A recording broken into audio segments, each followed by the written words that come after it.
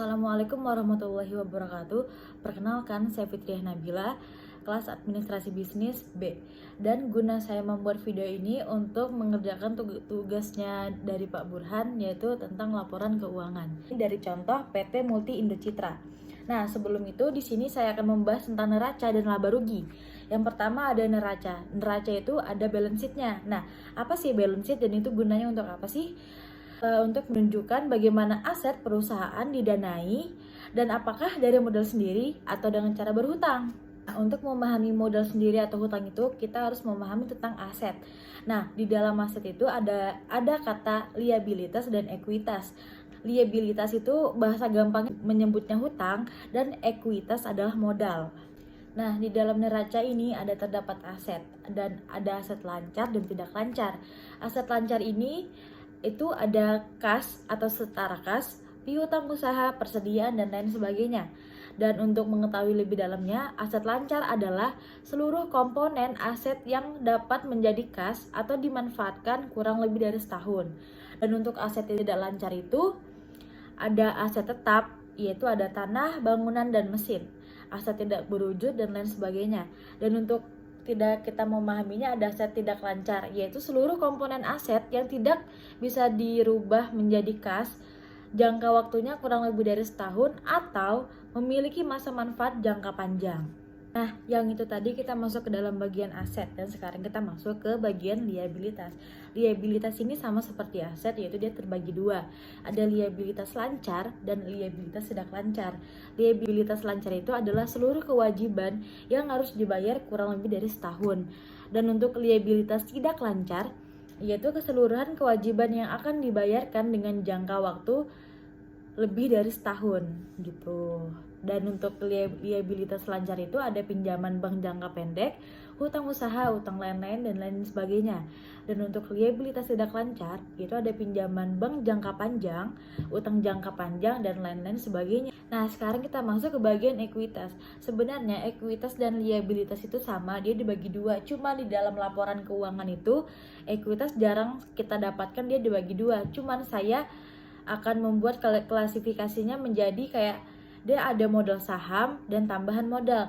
Dan untuk modal saham itu yaitu modal dari luar usaha yang disetorkan ke dalam perusahaan. Dan untuk saldo laba itu adalah profit perusahaan yang dipakai kembali untuk diekspansikan ke dalam perusahaan. Dan sebagai contohnya biar kita nggak memperpanjang lebih dalam, saya akan membuatkan contoh sebagai berikut. Kita masuk ke aset. Yang pertama itu kan aset terbagi menjadi dua. Ada aset lancar dan tidak lancar. Dan untuk aset lancar itu seperti yang kita bahas di awal itu ada kas, ada piutang usaha, ada piutang lain-lain, persediaan, uang muka, dan lain sebagainya. Dan untuk aset tidak lancar itu ada uang muka, ada pajak tangguhan, ada goodwill, dan lain sebagainya. Dan tadi aset lancarnya ditotalkan dan aset tidak lancar ditotalkan, maka mereka berdua dijumlah menjadikan total aset. Dan ingat, aset ini didanai dari mana? Ingat, cuma dua. Yang pertama ada hutang dan dua itu ada ekuitas. Kita sekarang masuk ke bagian liabilitas. Nah, seperti aset juga, liabilitas di sini tuh terbagi menjadi dua. Pertama ada liabilitas jangka pendek atau liabilitas lancar. Yang kedua ada liabilitas jangka panjang atau liabilitas tidak lancar. Yang liabilitas lancar ini ada utang bank jangka pendek sekian, utang usahanya sekian, utang lain-lainnya juga sekian, utang banknya sekian, utang pembiayaan konsumennya sekian, liabilitas sewanya sekian. Dan itu dari total keseluruhannya tadi dijumlahkan, maka dapatlah hasil liabilitas lancarnya. Di sini ada liabilitas jangka panjang atau liabilitas tidak lancar, yaitu di sini kalau dari laporan keuangan PT Multi Indo Citra ini, di situ ada dua, ada empat. Nah, yang pertama tuh ada utang bank, yang kedua ada utang pembiayaan konsumen, ada liabilitas sewa, liabilitas imbalan pasca plus kerja. Maka mereka itu dijumlahkan, maka akan mendapatkan jumlah liabilitas tidak lancarnya yaitu sekian. Dan untuk mendapatkan jumlah liabilitas keseluruhannya, liabilitas lancar tadi kita totalkan dengan liabilitas tidak lancarnya, maka mendapatkan hasilnya sekian. Dan kalau kita lihat dari laporan keuangan PT Multi Indo Citra ini, Dari tahun 2020 sampai dengan tahun 2021, liabilitasnya bertambah karena perusahaan ini pasti memiliki pengeluaran dan butuh dana dari investor. Gitu guys. Jadi sekarang kita lanjut ke ekuitas.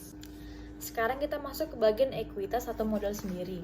Di sini tuh di modal PT Multi Indo Citra itu kan terlihat jelas tuh modal sahamnya ada sekian, terus modal yang ditempatkan dan disetorkan tuh ada sekian.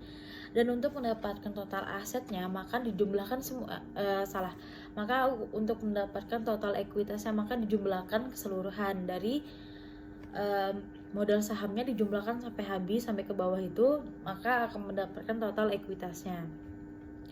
Kalau kalian lihat dari sekian totalnya ini, kita jumlahkan dari total liabilitas ditambahkan dengan total ekuitas, maka akan mendapatkan total aset. Jadi kalau kalian bingung dari mana mendapatkan total asetnya, yaitu ada total liabilitas dijumlahkan dengan total ekuitas, maka sama dengan total aset. Gitu. Sekarang kita masuk ke bagian laba rugi. Nah, laba rugi itu menunjukkan apa sih? Laba rugi itu menunjukkan kinerja perusahaan dalam menghasilkan keuntungan dalam suatu periode. Dan untuk persamaannya itu, keuntungan dari perusahaan itu adalah hasil dari penjumlahan revenue atau pendapatan dikurang dengan expenses, yaitu semua biaya dari perusahaan. Sekarang kita masuk ke bagian laba rugi. Dan ini untuk pembahasan singkatnya sebelum kita mencantumkan contohnya di samping, yaitu laba rugi itu selalu dimulai dari yang namanya penjualan. Penjualan di sini yaitu adalah seluruh nilai transaksi dari aktivitas menjual produk atau jasa, atau nama lainnya revenue, atau nama yang biasa kita kenal itu adalah omset. Nah, dari penjualan tadi masih dikurangin oleh beban pokok produksi. Beban pokok produksi adalah biaya langsung yang dikeluarkan untuk membuat suatu produk atau jasa yang akan dijual. Dari penjualan tadi dikurang beban pokok produksi, maka akan mendapatkan hasil laba kotor. Dari laba kotor tadi itu masih dikurangkan juga dengan beban operasional. Beban operasional itu adalah beban yang dikeluarkan yang tidak berkaitan dengan biaya produksi, tapi menunjang keberlangsungan perusahaan. Nah, di sini tuh dia terbagi oleh beban operasional itu terbagi dua, yaitu ada beban penjualan atau selling expenses, dan kedua ada beban umum dan administrasi. Laba kotor dikurangi oleh beban operasional, maka kita baru mendapatkan yang namanya laba usaha. Laba usaha itu keuntungan perusahaan setelah dikurangin biaya operasional perusahaan. Dan untuk laba usaha ini dikurangkan lagi nih sama yang namanya biaya atau keuntungan lainnya. Laba usaha dikurangin oleh biaya atau keuntungan lainnya, maka sama dengan laba bersih.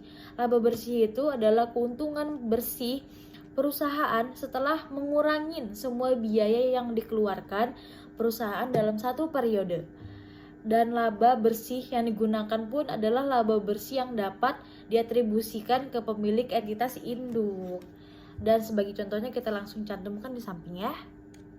Seperti yang kita lihat di samping itu ada penjualan, dikurangin beban pokok penjualan sama dengan laba bruto atau laba kotor, dikurangkan oleh beban usaha, mendapatkan laba usaha, dikurangkan lagi oleh penghasilan atau biaya lain-lainnya, maka mendapatkan laba sebelum pajak, dikurangkan lagi oleh beban pajak penghasilan, maka kita akan mendapatkan laba bersih.